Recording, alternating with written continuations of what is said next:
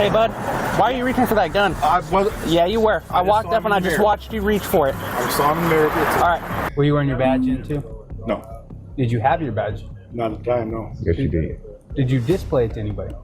At the time, yeah, I did show him. This is the story of Andrew Kriegel, a man who decided the best way to get free internet was to impersonate a federal law enforcement officer. And let me tell you, this roller coaster of bad decisions is absolutely insane from start to finish. But before we get into this insane story, go ahead and hit that subscribe button and smash that like button right now. Over here, did you show anybody your badge? No.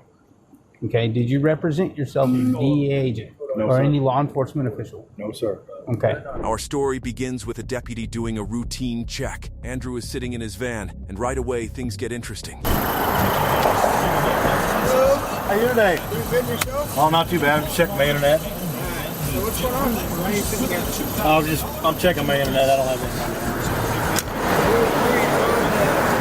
The officer is calm and professional, but then he notices something that immediately raises red flags. Hey, bud, why are you reaching for that gun? Yeah, you were. I walked up and I just watched you reach for it. I saw him in the mirror. All right. We're going to go ahead and have you step out, man. All right. Now, Andrew tries to explain it's a non-lethal weapon, but come on, man. You don't reach for any kind of weapon when a cop approaches your vehicle. That's police interaction 101. It's a non-lethal weapon. Okay. All I'm saying is I saw you reach for it. I understand. I just saw something in the mirror. The officer stays cool and asks him to step out. Andrew explains he's just checking the internet and lives nearby. But then comes the bombshell question. All right. So what's going on, man? I'm just checking internet. Okay. I live right over here on 101 South Ohio. All right. I'm just checking my internet real quick. I'm looking for a job, and my only contact right now is my email. I just don't have the internet near my house. Okay. Why are you telling people you're with the DEA? The officer already knows something is up. Andrew tries to play it off, acts confused, but the officer isn't buying it. I haven't told anyone I'm with the DEA.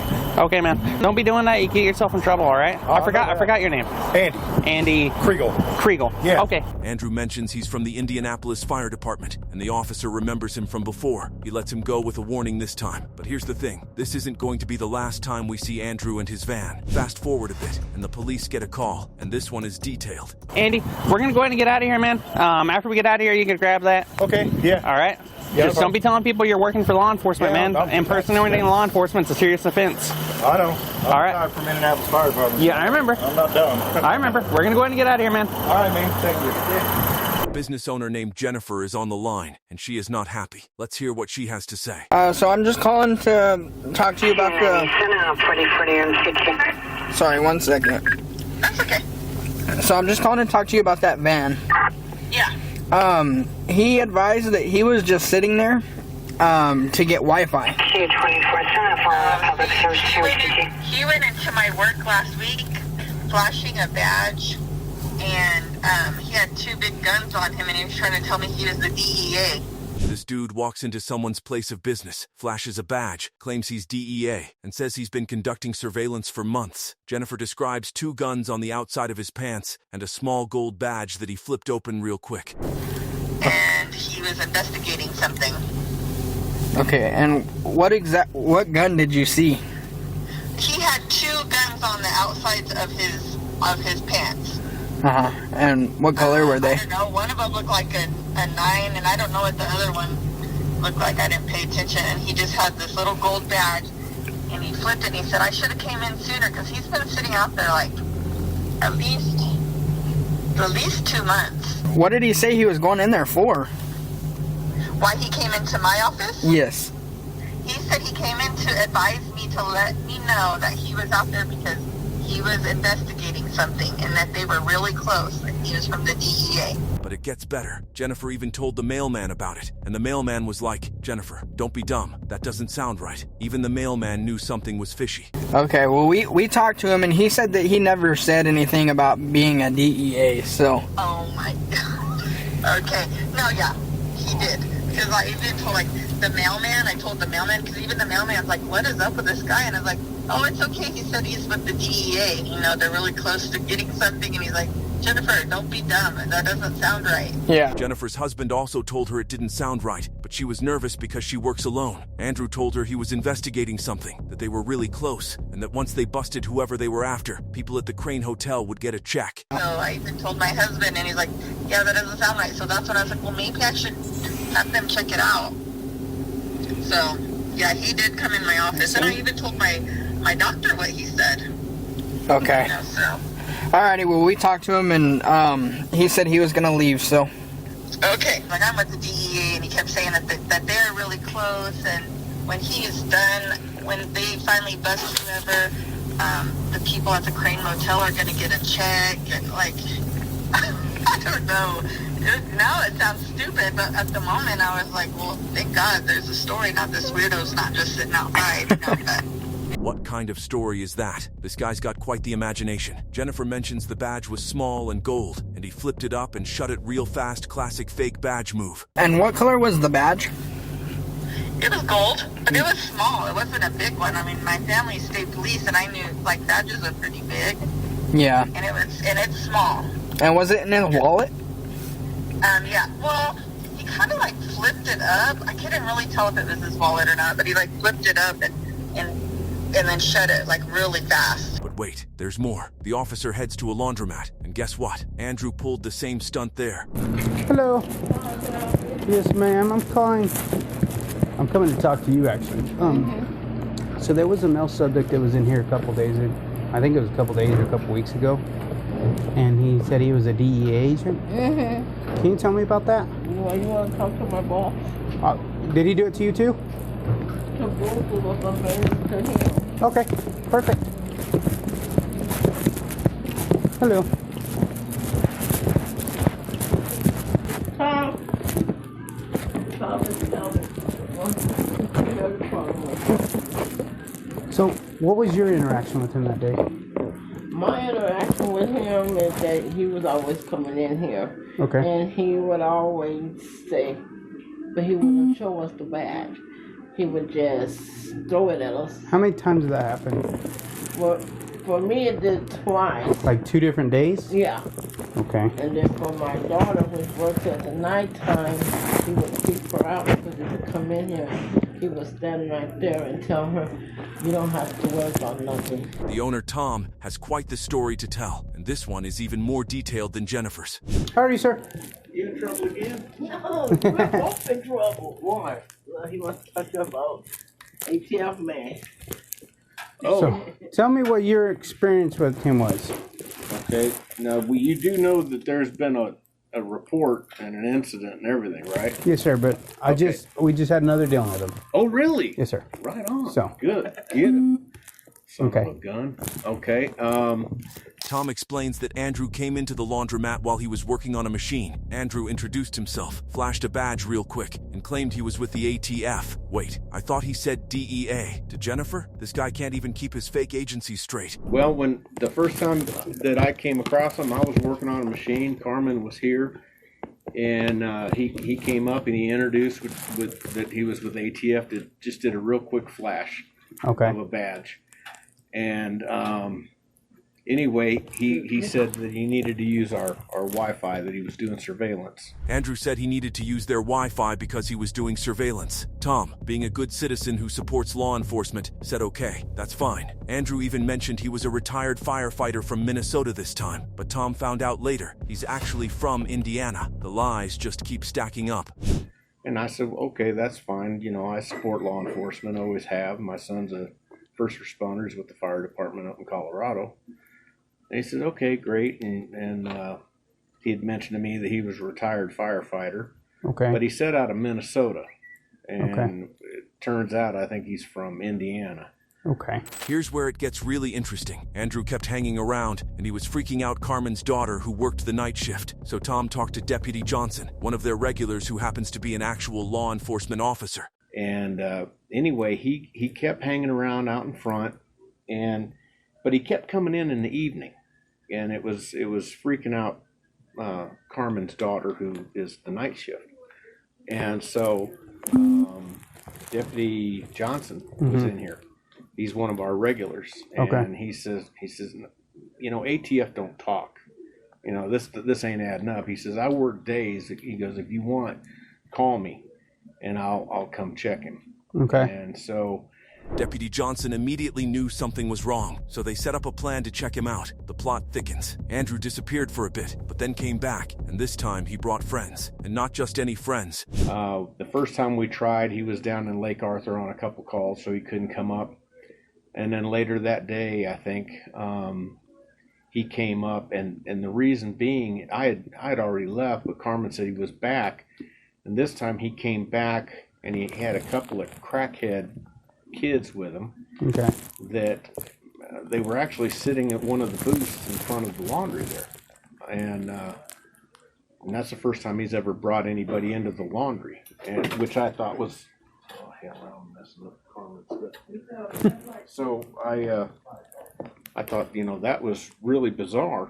Tom straight up called them crackhead kids. These people were sitting at the booths in the laundromat, and it was the first time Andrew had ever brought anyone inside. Carmen couldn't call Deputy Johnson because these people were in earshot, so Tom called instead. And so Carmen, because the two crackheads were here, I guess they were in earshot, so Carmen had called me but said she couldn't call, she wasn't in a place to call Johnson. Okay. So I called him and I said, he's back and he's got a couple of crackheads with him. And so he said, I'll be right there. Deputy Johnson and another deputy, Padilla, showed up and boxed Andrew's van in. They had to go into the laundromat to get him out. And when he came out, he reeked of marijuana. And so I live just 2 miles from here. So I was over here pretty quick. By the time I got here, Johnson had pulled in behind his van, and Padilla had come in crossways. He's another one of our regulars. How come you're not doing laundry here? I do my laundry in my house, sir. Oh, okay. I'm kidding. So anyway, so they had him boxed, the van boxed in, but they had to come into the laundry to get him. Andrew showed them a marijuana card, and they looked in his van. There was a 30-pack of beer, with some already drunk. But since they didn't see him drive, and it was private property, they couldn't do much at that time. And so he came out, and he reeked of marijuana. He showed that he had a marijuana card. They looked inside his van. He had like a 30-pack of beer. And some of it was already drank, but they didn't see him drive, and this is private property, and so there wasn't a whole heck of a lot they could do. But now here's where Tom provides some gold information. When the deputies checked Andrew, he was showing he had a .45 on him. It was exposed sometimes, concealed other times. So, how many times did he come in and talk to you, saying, "Hey, I'm an agent," and flash his badge? he only flashed his badge once. Once to you. That was the original time. Do you know when that was, like date-wise? Oh gosh, that's at least a month ago. Okay. Did he have any firearms or anything on him? Well, when Johnson and Padilla had him out here, they checked him because he was showing that he had a .45 on him. Okay. And it was exposed. But sometimes he'd come in and it was concealed. But plot twist, it wasn't a real gun. It was one of those orange cap pepper ball guns. Still, it looked real enough to fool people, which is exactly what Andrew wanted. Okay. But turns out it was one of those orange cap things. It wasn't. It was like a pepper ball gun. Pepper ball. Thank you very much. When he showed you the badge, did he have the firearm with him? Yes. Okay. The officer explains to Tom why he's investigating. Today, the Roswell Police Department got another call, same guy, same story, different business. And this time, Andrew actually admitted he lied. All of this, the fake badge, the fake guns, the surveillance story was just to use people's Wi-Fi. But no, Andrew had to go full Hollywood secret agent mode instead of just asking nicely like a normal person. The officer is now petitioning the courts for an arrest warrant for impersonating a police officer. But Tom has even more information. So the reason I'm doing this case, so I heard Johnson, we talked about it. You know, Johnson told me what happened. I'm like, well, that's weird. So today, Roswell Police Department gets a call of a local business on West 2nd. Subject went in there, identified himself as a DEA agent. He's sitting outside in the van. I was like, that sounds familiar. So I went over there, and he actually admitted to me that he lied. He's been using that information to use people's Wi-Fi. I said, man, most people don't care if you use the Wi-Fi. I said, you ask. Most of them don't even protect it because they don't care. Right, like mine. Yeah. So So that's the case. So I'm gonna petition the courts for an arrest warrant for impersonating a police officer. Tom went home after the confrontation and told his wife everything. She looked Andrew up on Facebook and found something interesting. Andrew claimed on his profile that he's a fire inspector for the Roswell Fire Department. Tom went to the actual Roswell Fire Department and told them what this guy was doing. Tom's son is a firefighter, so he takes this stuff personally. Tom even mentions that Andrew told him a wild story about spending 2 nights in county jail because he got caught up in a marijuana thing and didn't want to blow his cover. But the truth, he was in jail because he was driving with a revoked license. The lies never stop. After that happened, the incident where Johnson and Padilla were here, I went home that night, and it was Friday. The incident was Friday before Valentine's Day, so it was Friday the 12th. Friday, February 12th. Yeah, that was when they confronted him. Okay. So I went home, and my wife was asking me about the whole incident, and I told them, and she said, "Do you have his name?" And I said, "Yes, I do." And I gave her the name, and she looked him up on Facebook. And he's got this gay page, it's filthy as hell. Well, what it says that he does is that he is a fire inspector for the Roswell Fire Department. Well, okay. I know those guys. Yeah, absolutely. They come in here all the time. Yeah, well, I know them well. And I went over there, and I said, "You guys aren't going to like what this clown's doing. But somebody's got to stop this guy, and he needs to be punished for this. You know, my son's a firefighter. I take it Yes, sir, serious." absolutely. What is your name, by the way? Tom Kimmerly. Now the officer needs to nail down exactly how many times Andrew did this to build a solid case. He goes back to talk to Carmen at the laundromat. Carmen confirms he showed her his badge twice, came in on a Tuesday, then came back Wednesday. Each time he was throwing around this ATF story. She explains he was using their internet from outside in his van, claiming he was watching someone for the ATF. All right, how many times did he show you his badge telling you he was an agent? Twice? Yeah, there. Okay. Do you remember the dates at all? Or like a day? Like it was on a Tuesday, then he came back in the next day on Wednesday. Tuesday and a Wednesday? Okay. You don't remember the actual date, like January 1st, February 1st? It has to be just sometime last month. Okay. Okay. Alrighty. Well, I appreciate it. So you may get subpoenaed to court. Okay. Yes, ma'am. So. But other than that, that'd be it. So. Okay. The officer leaves his card and tells them they might have to appear in court. Carmen and her daughter are totally willing to testify. They want this guy stopped. Meanwhile, the officer checks with Andrew's sister's house. Andrew had been there recently making a phone call. The officer makes sure Andrew didn't give her anything or go inside. He's covering all his bases. And did he tell your daughter that he was an ATF agent as well? Well, we told her. Okay. That's what he said. Okay. And he came in here a couple of times, but in here, well, she worked at the nighttime. Okay. From 4 to 9, and he would come in here, creeping her out. Okay. And he would scare her because he would just come in, or he would just sit outside and he'd sit over there at the benches.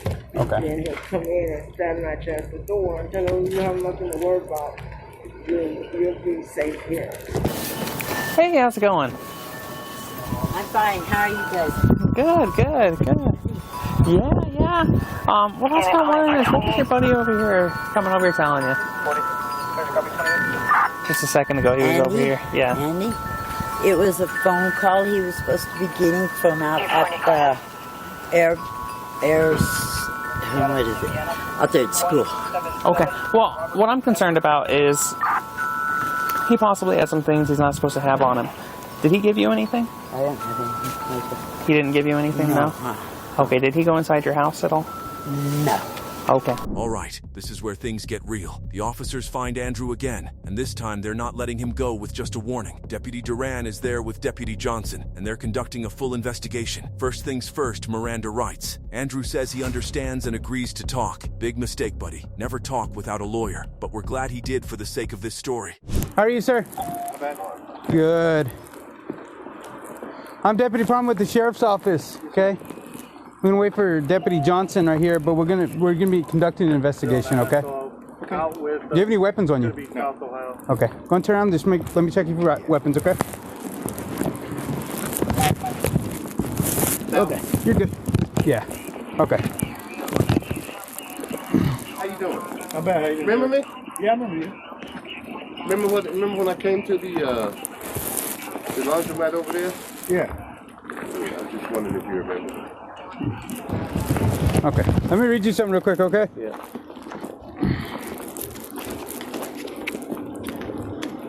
You have the right to remain silent. Anything you say cannot be used against you in a court of law.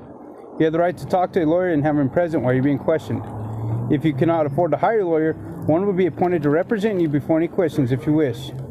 You can decide at any time to exercise these rights, not answer any questions or make any statements. Do you understand each of these rights I explained to you? Yes, sir. Having these rights in mind, do you wish to talk to me? Yeah. Okay.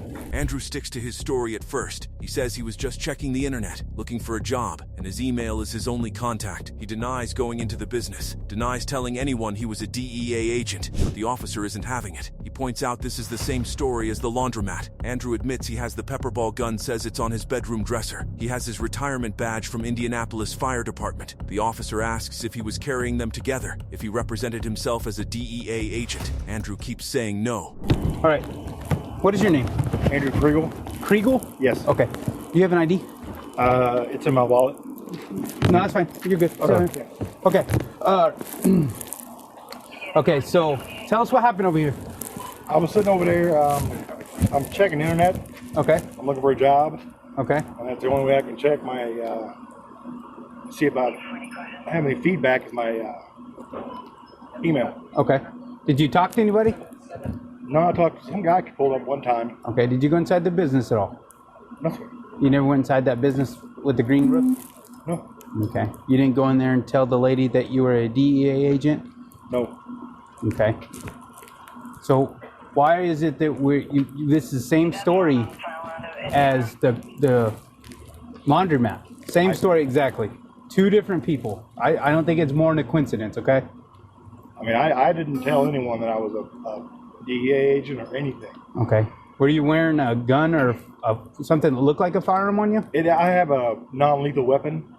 It's a pepperball gun. Okay. Where is it at? It's inside. It's on my bedroom dresser. Okay. How many of those do you have? Just one. Okay. Do you have any badges or anything like that? I have my retirement badge from Indianapolis Fire Department. I don't carry it, though. You don't carry it? Were you carrying it when you were carrying that firearm? No. You weren't carrying them together? No. You do not represent yourself as a DEA agent? No, sir. Okay. Then comes the key question, and Andrew says, yes, dude just gave them permission to search. This is not the move. But again, we're grateful for the consent. The officers prepare the consent form and start asking more questions. They ask about his phone, his contact information. Andrew's fumbling through explanations. Would you give us consent to go through your apartment and and locate your badge and that pepperball gun? Yeah. Okay. Give me a second. Let me fill out a form. Okay. 19 case number. Firearms when you went in there. What was the other one? I don't have any other firearms. It's a pepperball gun. Yeah. Okay. The undersigned do by voluntary consent that my property, which is going to be your apartment, Yeah. and your van, Yeah. together with all its contents, therefore may be searched by the officers securing the consent. I have been fully advised that I do not have to give this consent, and that anything that is found as a result as such, the possession of which amounts to a crime under the statutes of the state of New Mexico, or which may become involved in criminal proceedings, or which involve me in criminal proceedings, may be retained by the officers and may be used as evidence against me. Okay. Do you understand that? Yes. Okay. Go and do you still want to give us consent? Yeah. Okay. Go and sign right there. Put your address and a good phone number for you. Then comes another crucial moment. He just admitted it. He showed the badge at the laundromat. Andrew tries to backtrack, but the damage is done. Now it's time for the search. The officers put on gloves and went into Andrew's apartment. They immediately notice a strong chemical smell like spray paint. Andrew claims he was doing laundry, but the smell is suspicious. Were you wearing your badge in too? No. Did you have your badge? Not at the time, no. Yes, you did. Did you display it to anybody? At the time, yeah, I did show him. Mm-hmm. Did you show Retirement anybody? badge, yeah. Did you show anybody else in the laundromat your No. badge? No. Okay. Over here, did you show anybody your badge? No. Okay. Did you represent yourself as a DEA agent? No, or sir. any law enforcement official? No, sir. Okay. So give me a minute. I'm gonna get some gloves, and then we'll go through the apartment real quick and go through the van. Then Okay. I'll contact the district attorneys, and we'll go from there. Okay, I need to unlock that for you. Hey, Sarge, are you still out here with him? Yes, sir. Did you spray something in here? Or there's like a chemical smell coming out of here pretty strong. I was smoking a cigarette in there. Oh, I did laundry and I washed my jeans and sink. Okay. The officers find the badge fairly quickly. It's in a drawer, and it's his Indianapolis Fire Department retirement badge. And here's the thing, it's small and gold, exactly like the witnesses described. When they test how Andrew was flashing it, it all makes sense. The officer demonstrates a quick flip, open and closed, so people can't get a good look, but they see the gold and assume it's legit. Classic con artist move. Then they find the pepper ball gun, and this thing looks real. The officers examine it and agree it looks like a real gun. They also find CO2 cartridges for it, confirming it's functional. The officers even joke about how Andrew has tools in his van. Let me take it out. The badge is gone. Oh, yeah. Yep.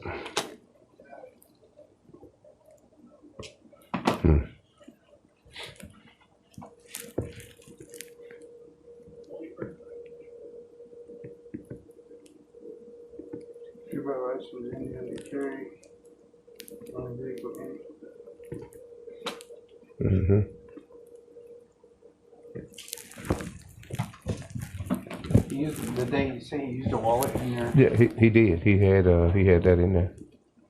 and that's how he showed it to you? Yeah, and everybody said he did like this. Okay. So we'll take the wallet real quick. Is that what she said? Real quick. Yeah, so they couldn't see it. You really couldn't see it. He just flat. That's what she Yep, exact same story, man. I don't want to come in now. Yeah, yeah.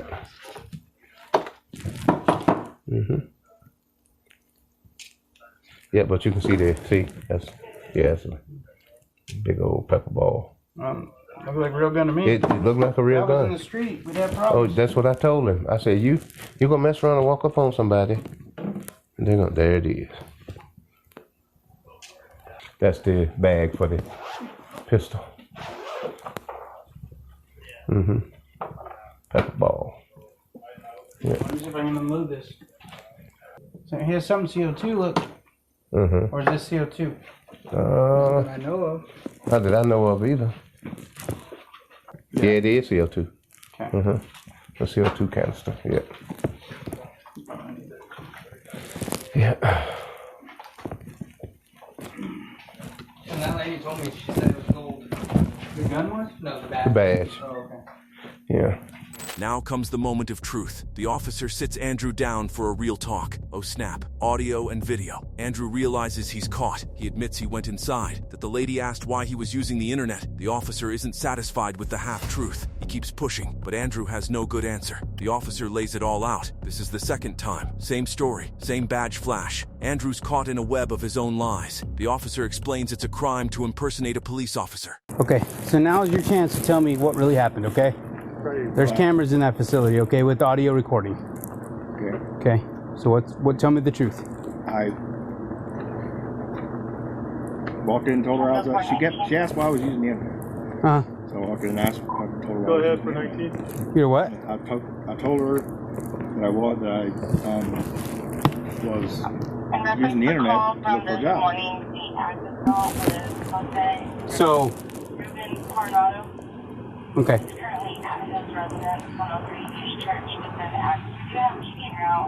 You want to head there, Sarge? I don't think we need to. Well. We don't need to speak with them. Okay. So like I said, they have video and audio recordings in there, okay? You realize it's a business, right? Yeah. So, earlier you said you never went in. Right. Okay. So what did you tell her? I told her that I was using the internet outside because they were obviously worried about the vandalism. I told her I was using the internet to look for a job. Why would she say and why would the audio say that you're a DEA agent? I have no clue. No idea. Don't make sense, man. Second time we got a call on you. Same person, same story. You throw in your badge real quick, which is a fire department badge, which I'm going to follow up and make sure you were part of that fire department. Okay? So, You understand it's a crime to impersonate a police officer, right? I understand that. Okay. Yeah.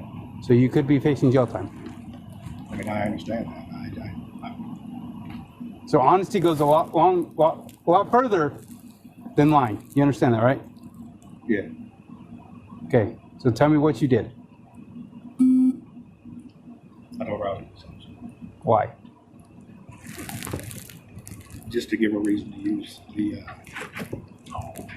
to let her know that there was no harm. That's it. That's the whole reason. He created this entire elaborate scheme, impersonated federal law enforcement, scared business owners, risked getting shot by real cops, faced criminal charges, just to have an excuse to use Wi-Fi. The officer is as baffled as we are. Most businesses don't even password protect their Wi-Fi. You can just use it. No fake badge required. The officer tells Andrew they're going to talk to the district attorney's office. There will probably be a warrant issued for 2 counts of impersonating a police officer. So you realize most of these people don't care if you use their Wi-Fi? That's why they have it open.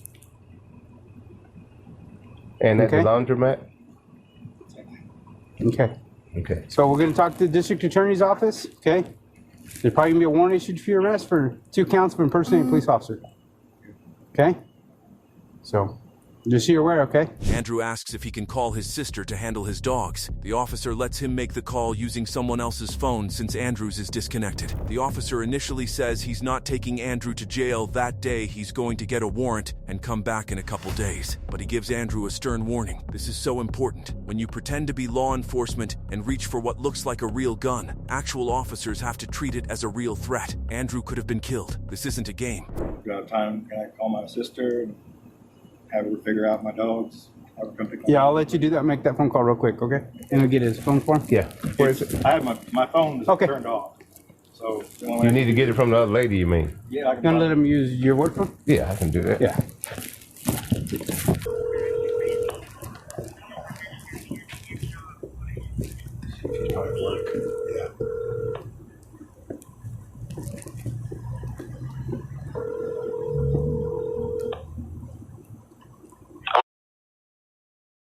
You don't have to scream. This is Andy. Yeah, you don't have to scream. When you get off work, come by and get the dogs. I'm going back to jail. The lady, nah, I don't want to discuss it right now. I'm not taking you to jail today, okay? Okay. I'm gonna get a warrant for your arrest, okay? If I take a couple of days, okay? Then we'll come back over here and pick you up. You can go do your thing and handle your court stuff, okay? You need to straighten up, man. You can't be Yeah, just stop this doing that. Stop. And they said you almost pulled your little pepper ball gun on that police officer there. Well, You put your hand on her. out of my mirror, I just saw someone walking up close to my car. I didn't see. We realize that, honestly, that other officer could have shot and killed you. I understand. I know. Okay? We take it very seriously here, okay? I know. I understand. We take pride in our job, okay? Okay. That's why I'm investigating this, I understand. okay? So you will be getting a warrant issued for your arrest, okay? Okay. You need to knock it off, okay? Yes, sir. All right. Have a good day. You have a good one. Thank you. Fast forward a bit, and apparently plans changed. The officers come back to arrest Andrew. Andrew asks if he can grab some things, his legal papers. The officers say sure. Where are they? They clear the apartment, make sure nobody else is there, and handle his sister's situation. She has keys and will check on the dogs.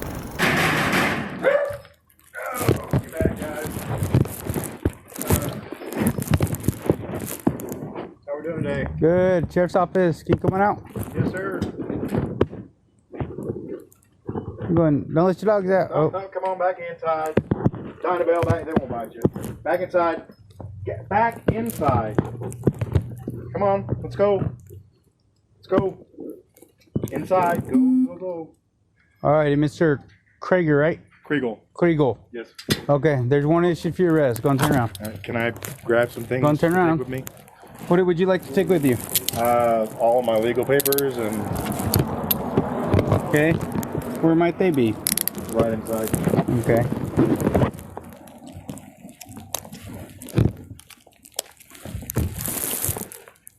Okay.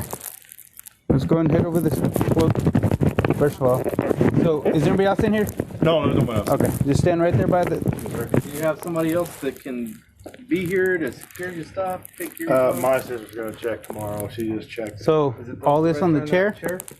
That's stuff on the chair there. Okay. Yes, sir. Okay. Alrighty, so this stuff?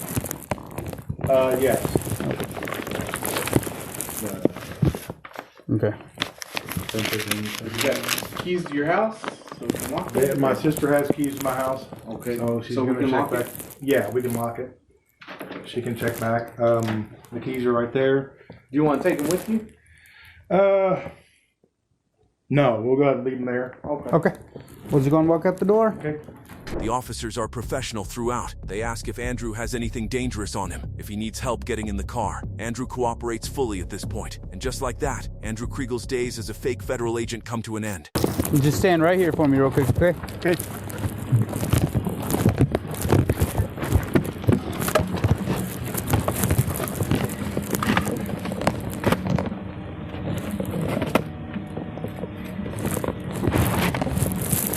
You have anything on your person, sir? I don't know. You don't know? No. Okay, don't reach. A lot should be empty. Sharp on your person, that's dangerous. Sorry? Anything sharp on your person? No, sir.